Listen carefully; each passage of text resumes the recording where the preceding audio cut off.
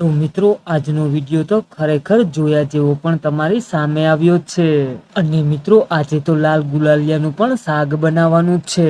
તો મિત્રો આ વિડીયો પણ તમે છેલ્લે સુધી જોજો કારણ કે તમને પણ ખરેખર આ વિડીયો જોઈ અને મોજ આવવાની છે।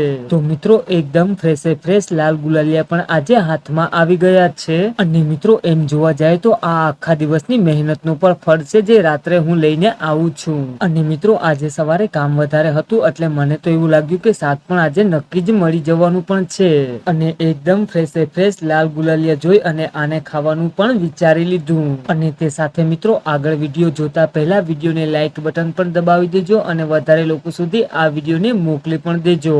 અને તે સાથે મિત્રો હવે લાલ ગુલાલિયાને વાટવાનું કામકાજ પણ ઉપાડી લીધું છે। અને હા મિત્રો આ લાલ ગુલાલિયાની માહિતી એવી છે કે આની ચામડી ખરેખર સખ્ત હોય છે અને મિત્રો અંદરનું મીટ પણ એકદમ વ્હાઈટ હોય છે। અને મિત્રો તમે વિડીયો છેલ્લે સુધી જોજો તમને બધું જ પણ ચોખ્ખું જોવા મળશે। અને મિત્રો આ કટિંગ કામ તો તમે ખાસ કરી અને છેલ્લે સુધી જોજો જેથી કરી અને તમને પણ આગળ બધું શીખવા મળી શકે। અને મિત્રો તે સાથે અમારા ચેનલને પણ સબસ્ક્રાઇબ કરી અને બેલ આઇકોન બટન પણ દબાવી દેજો જેથી કરી અને તમને પણ આવું નવું બધી શીખવા અને જોવા પણ મળી શકે। તો મિત્રો ભૂલ્યા વગર હમણાં જ જલ્દીથી પણ જોડાઈ જજો। અને મિત્રો આનો ખાવાનો ટેસ્ટ પણ એકદમ ટેસ્ટી અને સુપર હોય છે। અને મિત્રો તેને આવી રીતે કટિંગ કરી અને પછી તેના નાના પીસ પણ કરી લેવાના। અને મિત્રો સવારથી સાંજ સુધી આ લાલ ગુલાલિયાનું જ મોઢું જોયું હતું એટલે વિચાર કર્યો કે આજે તો આનું જ કામકાજ પણ ઉપાડી લેવાનું છે।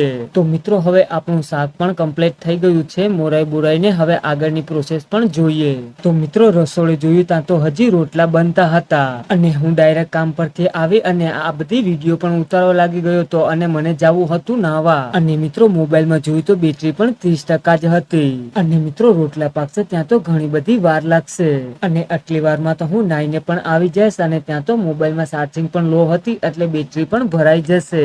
અને મિત્રો પછી જે સીન બન્યું મારા માથે તે ખરેખર જોયા જેવું છે। અને મિત્રો પછી હું મારું બધું કામકાજ પતાવી અને આવ્યો ત્યાં તો બધું કેસ ખતમ થઈ ગયો હતો। લાલ ગુલાલિયાનું પણ શાક બની ગયું હતું। અને મિત્રો વિડીયો સારો લાગ્યો હોય તો વિડીયોને લાઈક બટન દબાવી અને વધારે લોકો સુધી આ વિડીયો મોકલી પણ દેજો।